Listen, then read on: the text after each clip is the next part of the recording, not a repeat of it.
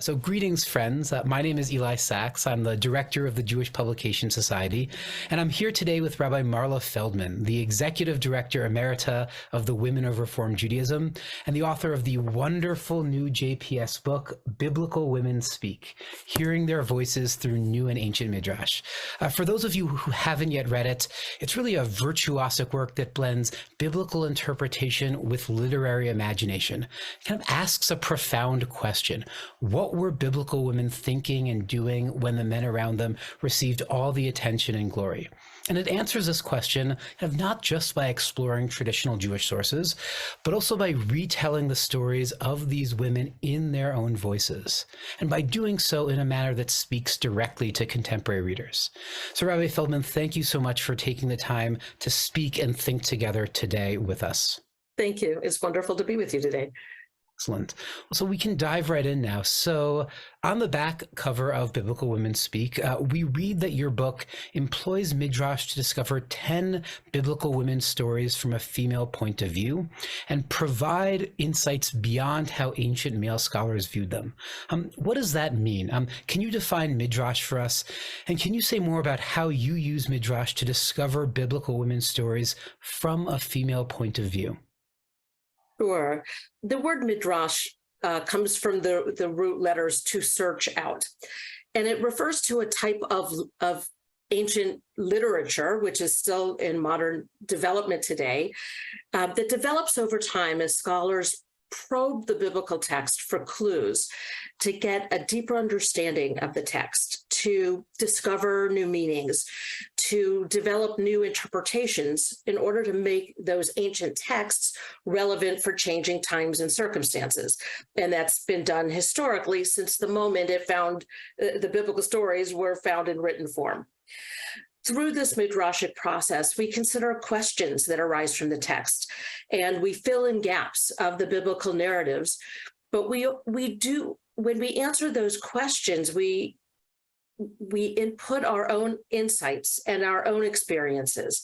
So through that creative effort, we can discover new role models for our own lives, yet still respecting the core of our ancient tradition.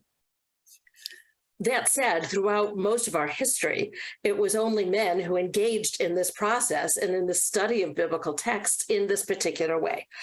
So the traditional or the classical midrash may be creative and it may be incredibly insightful, but it only reflects the questions and the experiences of men at a particular time and place. And frankly, most of them were less interested in female biblical characters than the male protagonists who, in their opinion, moved the story of our ancient Israelites saga. So by continuing this process and adding our own modern lens to these stories, we can discover nuances and meanings that are relevant for our lives today that they really didn't think about. And we can bring alive the women who were often neglected and not considered important by the rabbis and the scholars of the past. That's so interesting, Marla. And, that image you used of bringing to life these biblical women is so powerful. And I was wondering if you could say a little bit more about these figures. Who are these biblical women whose voices and stories you recover? How did you choose these specific figures? I was particularly interested in female characters that we know little about in the biblical text itself. So I focused on lesser known biblical characters, and many of them are not part of what we consider the Israelite family tree. Many of them don't have names. Many of them are not Israelite. So for example, little is known about Keturah, who was the woman that Abraham married after Sarah died. They were married for, according to the biblical chronology, about 35 years, and she gave birth to many sons. And yet she's virtually ignored in the classical sources because her descendants are not part of the Israelite lineage. Similarly, Judah's wife, who doesn't have a name, she's referred to as Bat Shua, which means the daughter of Shua, who was a Canaanite. She gave birth to 3 sons, 2 of whom died. But since the line of Judah was continued not through her, but through his daughter-in-law, Tamar, and you may know that famous story, which isn't in the book, but because it's through Tamar that our family story is told, the rabbis didn't really have a lot of interest in Bathshua's story or her experiences. So bringing our female sensibilities to her story, I asked different questions. I want to know more about who she was and how did she cope with the loss of two of her three sons. To me, that's an important story that hasn't been told. So in choosing other chapters each chapter is a different biblical woman, I also considered moments in the lives of more well-known biblical women whose experiences were not really reflected in the narrative. So for example, in the biblical text, we know a lot about the relationship between Rachel and Leah, who are of course Jacob's wives. But when Rachel dies giving birth to Benjamin, Leah's voice is missing. As an older sister myself, I tried to imagine the depth of loss that Leah might have felt in that particular moment, despite the rivalries that we read about in the biblical text. Similarly, Miriam, there's a lot written about Miriam, but the moment in the narrative where she gets struck with leprosy and she has to leave the camp, she's exiled for 7 days. The text is completely silent about what happened to her during that exile. She gets leprosy, she's sent out of the camp, 7 days later, she comes back and the Israelites move on. I find that really curious given her importance in the biblical narrative. But there's almost nothing in the classical midrash that considers those 7 days. What happened to her? How did she feel? How did she feel about her situation? To me, that's a glaring gap in the narrative that just begs to be filled. Yeah. So other biblical women that are other chapters in the book include Bilhah, who was Rachel's handmaid. She gave birth to several of the 12 tribes. Potiphar's wife, who's one of those women who has no name, who we may remember tried to seduce Joseph.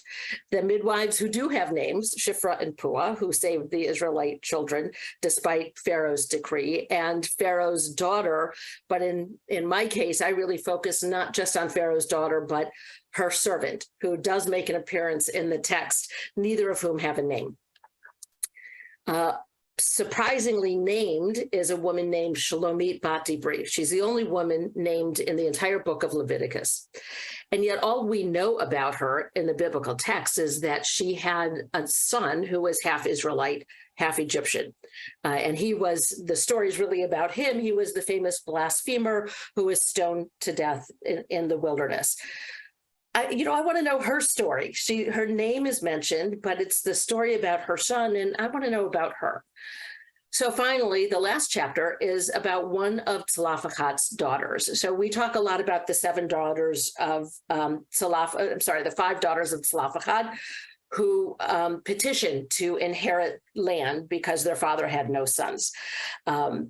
But and we talk very proudly about how even in ancient days, we gave inheritance rights to women and how remarkable that was. And yet the ruling also had a limitation. They had to marry within their tribe.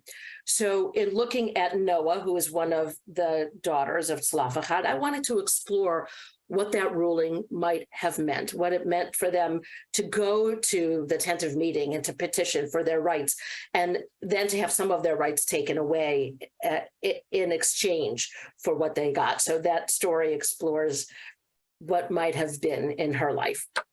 So those are the women that I focused on in this book. I have to admit, there were a few chapters on the cutting room floor, like Tamar, who I mentioned, but maybe that'll be the next book. Yeah.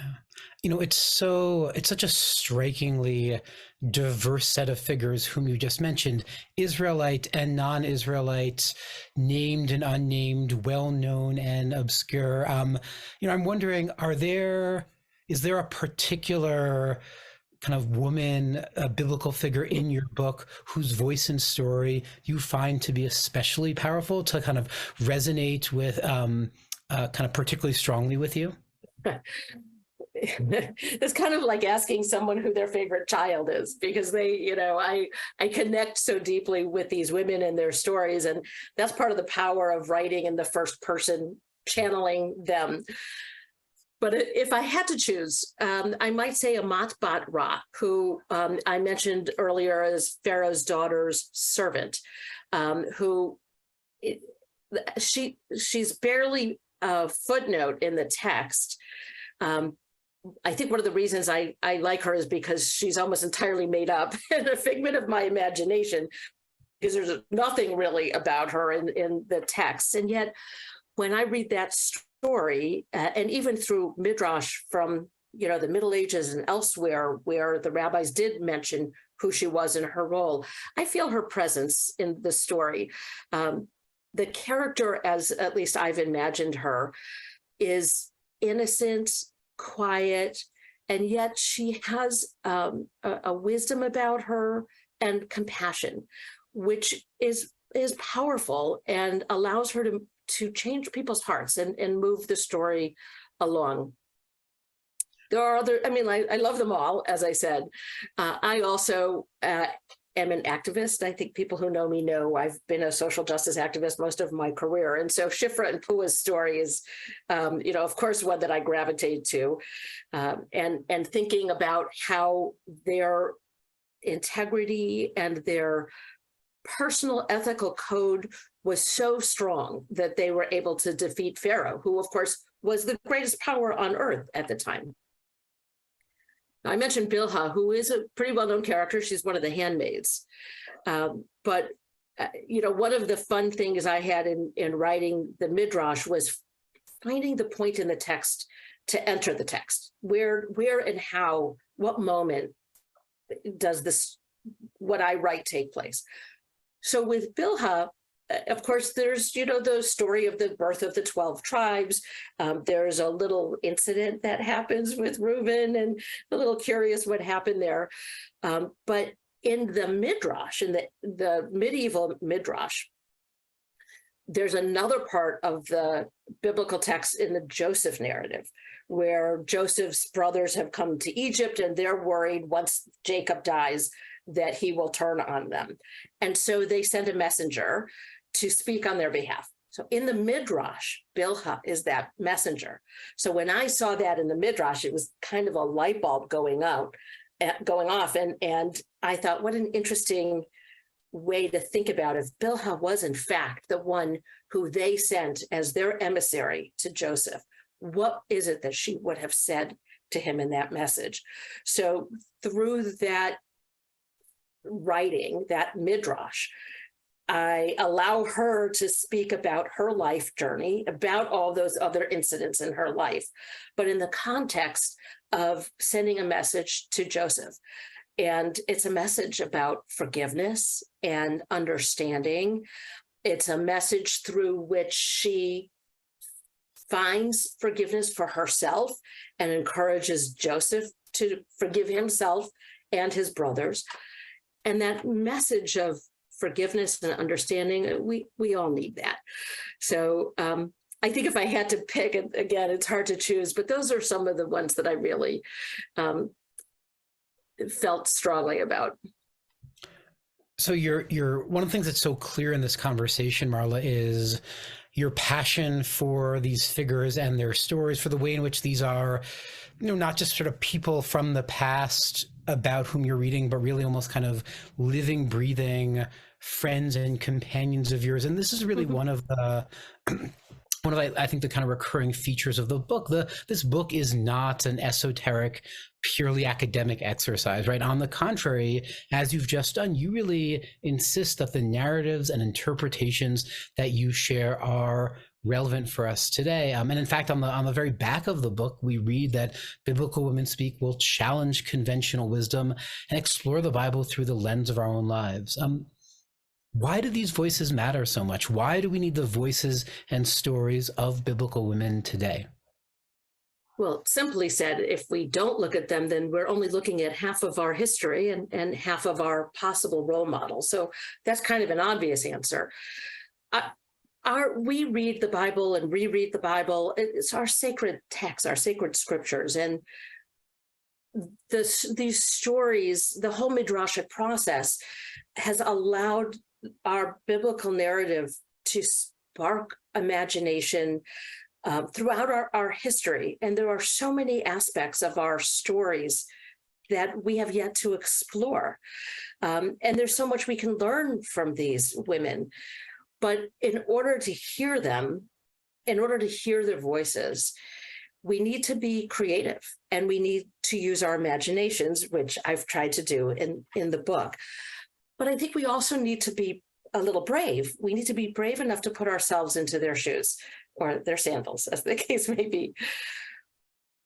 So I'm not alone in this process. There's been renewed interest in modern feminist midrash, this desire to reclaim the missing voices of our ancestors, all of our ancestors, to imagine their untold stories, to find insights that can provide meaning for our own lives, and perhaps to see ourselves in the text. So, for example, I mentioned Bathsheba a few minutes ago, who was Judah's wife. Bathsheba, being a Canaanite, she left her home and went to this strange person's tent. Canaanite, in the classical midrash, they say he was a businessman, basically. And yet Judah was a herdsman. He had the sheep and he traveled. And so it was, kind of the urban versus the farmer and the cowboy, right? From Oklahoma, right? So two different worlds. So she would have been an outsider. She would have been isolated. I would imagine lonely. And yet she had to face what is the most unimaginable pain of losing not just one child, but two children. So how can we learn about our history without imagining that moment? And how did she cope with that? And is there anything that we can learn to do or even not to do from her experience? But we can't get there unless we fill in the gap of the text and we ask those questions. How did she cope? What did she do? What was happening to her when this was happening to Judah and his sons? Similarly, I mentioned Miriam in that moment of her personal crisis when she was ill and sent outside the camp. So I think about her brothers, right? Where were Moses and Aaron? So here was someone who was ill and facing a crisis, and she's just sent outside the camp at the time when she needed her family the most. What would that have meant for her? How would she have dealt with that? So when we look at these women's stories, if we think about how they may have coped and the challenges that they had, it might provide insights for us. We have challenges, we have trials. Sadly, we have loss and we have illness. So if we allow these women to speak to us, there may be something that is of relevance to our lives today. And just one more example of that with the midwives that I mentioned. I myself being a social activist, and I think about their civil disobedience, maybe the first moment of civil disobedience in human history for all we know. But I want to know, how did they find the courage to risk their lives to save others? What was it about these women that allowed them to substitute their own personal moral code for the laws of the land?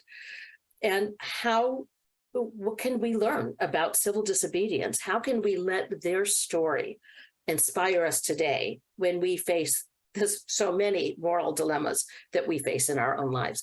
So I think if we don't ask these questions, we're just missing an opportunity to gain insight from our text and continue that process of going deeper and deeper into our biblical text and allowing it to pervade our being and inspire us. So not all the women are positive role models, and they didn't always do the right thing or what we might do, but they're part of our history, and they have something to teach us if we let ourselves hear their voices. So it's so striking, Marla. You spoke with great passion and conviction about the power of these particular figures, but you also spoke with passion and conviction about midrash itself. You talked about this tremendous growth in feminist midrash today. You talked about your desire to fill in the gaps in the story. Could you say more about this? Why did you turn to midrash? What do you find to be compelling or powerful about this kind of ancient interpretive approach? Well, first of all, let me just say I love our biblical text, and I love reading and rereading it and finding something new and meaningful whenever I read it. So in studying what commentators of the past saw in the text, I don't want to ignore that. Even if I acknowledge that wasn't the whole story and it didn't represent the questions that would come from women, for example. But nonetheless, though the traditional midrash challenges me to read the text more deeply, it introduces me and other readers to nuances and perspectives that I may not have considered. So no matter how many times I read or reread the text, I always find something new. And in part, that's because I'm always changing. The questions that I bring to the text change over time because my life experiences change over time. And in a particular day of the week, I may, come to the text bringing certain thoughts and feelings or pains or struggles or whatever it is. And so when I read that text, I'm going to ask different questions and read it differently. And then the beauty of biblical study, especially, the chavruta and studying together with other people. So if that happens when I read the text myself and I bring different questions, when we study with other people together, wow, then we're hearing all of that input, all of those questions and insights, and the wealth of new ideas that come from other people who have other perspectives and other experiences. And that's engaging with the text and making it real, making it live in for us today. And that's how we've kept our tradition alive for millennia. It's by engaging deeply with the text and letting ourselves wrestle with it and glean new things from it all the time. So you mentioned there, Marla, the role of your own life experiences in how you read these texts, how you engage these texts, how you kind of dwell with these biblical characters. And of course, you have had a career not just as an author, but also as a rabbi, as an activist, as the executive director emerita, as I mentioned, of the Women of Reform Judaism. How has your career as a rabbi, as a Jewish communal leader, as an activist shaped this book? This is not news to you, but everyone has a story, right? Everyone has a story. So as a rabbi, and I had, years ago, and I had been a congregational rabbi, and I've worked in different contexts. Many of us function in a pastoral role, and people will share their stories with us. What a blessing that is. And sometimes a burden to hold people's stories. And similarly, with Women of Reform Judaism, WRJ, I've been privileged to hear the voices of so many women and to share their joys, their celebrations, and also their pain and their trauma. So when we hold people's stories, we may not be able to answer people's most challenging life questions, but sharing their struggles and their spiritual journeys, what a profound privilege that is.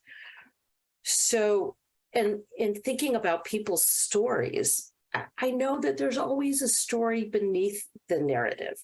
So for me, plumbing the depths of the biblical narrative is to find those stories beneath the story. So, and so one of the examples that I think about is Potiphar's wife. She doesn't have a name. We know her story as, she attempted to seduce Joseph, and that's why he ended up in prison. I don't make the assumption that the rabbis did, that she was evil and lustful. And, she was the cause of Joseph's demise. Although some commentators do note that if he hadn't been to prison, he wouldn't, the rest of the story wouldn't have transpired. So they see that to some extent to her credit. But when I read that, I'm going to ask very different questions than the rabbis or the scholars of old might have asked.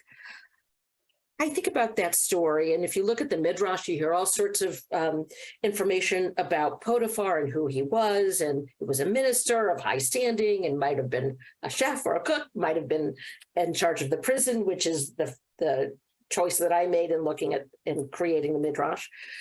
But in any case, we do know that he was a minister, he was a nobleman, and so she was a nobleman's wife. What was it? What was her story? What would have compelled a woman of nobility to risk her station and her life to pursue a foreign servant? You know, he wasn't from the area. Who knows if he even spoke the language? He was a servant in the household. What was it in her life experience or her marriage that led her to seek love in such a dangerous and, one could argue, unscrupulous way? So if you start with that question, you may get a very different backstory than you would if you simply say, why was she so lustful? So I don't make the assumptions that the rabbis of old made. And if we can free ourselves from assumptions, then it really opens up the story to different thoughts and different ideas. And we can maybe discover her story.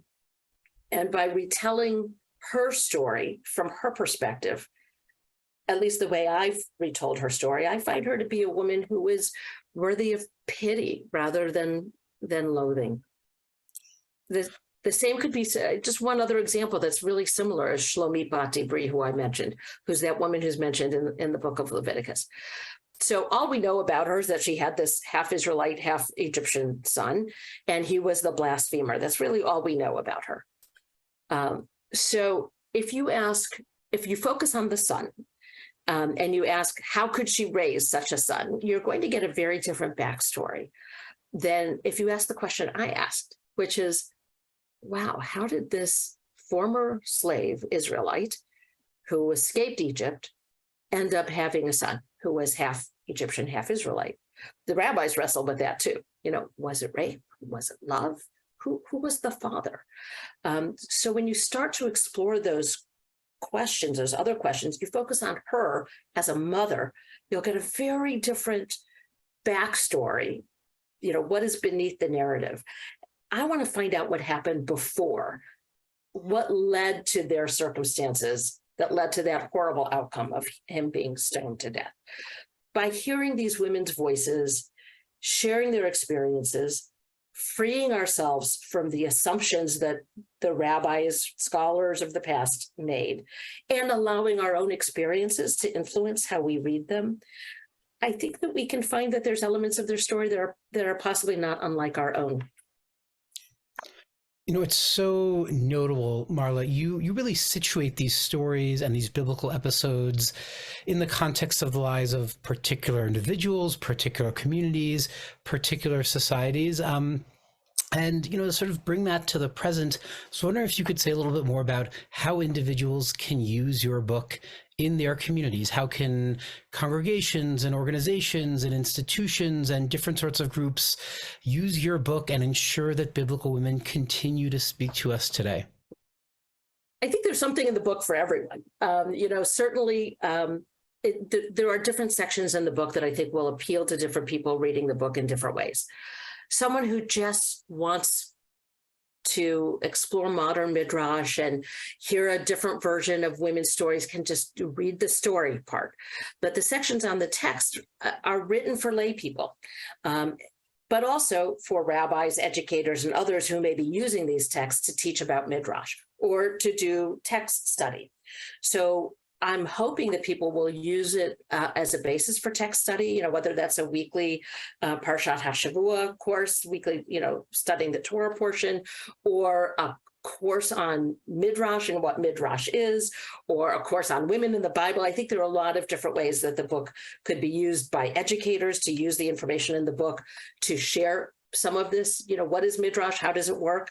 I think the stories themselves, I hope, will inspire people to take their own hand at it and ask their own questions of the text. And in some ways, I think that's the core of midrash, is learning how to read the text with midrashic eyes, how to read the text, but let the questions jump out. What about this? What about that? Well, what does this word meaning in this context? And why would she do that? The more questions we ask, the more opportunity we have to imagine the answers to those questions. And that's the midrashic process. That allows us to continue the process that has been going on for tens of thousands of years. So if maybe not tens of thousands, but thousands certainly. So enough. Yeah, enough years, right? So, when we read the midrash, if we can read a medieval commentator, critique and differ, say, no, the rabbi from 1,000 years ago was wrong, then we can do the same thing with that medieval commentator. We can be part of the midrashic process of continuing to engage with the text, continuing to put ourselves into the text, continuing to investigate and try to discover new insights and meanings in order to keep the text relevant. That's how we keep our tradition alive from one generation to the next. So my hope is that the book will empower readers to ask their own questions, to seek to creatively answer those questions, to bring their own life experiences to our sacred scriptures. And I think that's really what makes them sacred. Well, I know that I'm very much looking forward to having this book sort of accompany me on my own learning, and to also learn how to use your phrase there, read with midrashic eyes, and be part of this long tradition. Rabbi Feldman, thank you so much for kind of speaking with me today, and more importantly, for writing this book. To those of you watching this video, if you don't already have a copy, make sure you order yours. You can visit our website, jps.org. If you look at the description in this video below, you'll see a link to a page that will allow you to obtain your own copy with a special discount code. So thank you, Rabbi Feldman, for learning with us, for thinking with us, and for empowering the journeys of growth and interpretation that I know will be central to those who spend time with this text. Well, thank you, Eli. And I have to thank JPS for believing in this project, believing in the book, helping shepherd it through, for so many years, a fabulous editor and publisher to really make it come to fruition. So I could not have done it without JPS. So thank you. Well, we are honored and humbled and grateful to be able to be a home for this book. And I wish everyone the best of journeys spending time with this material. Thank you.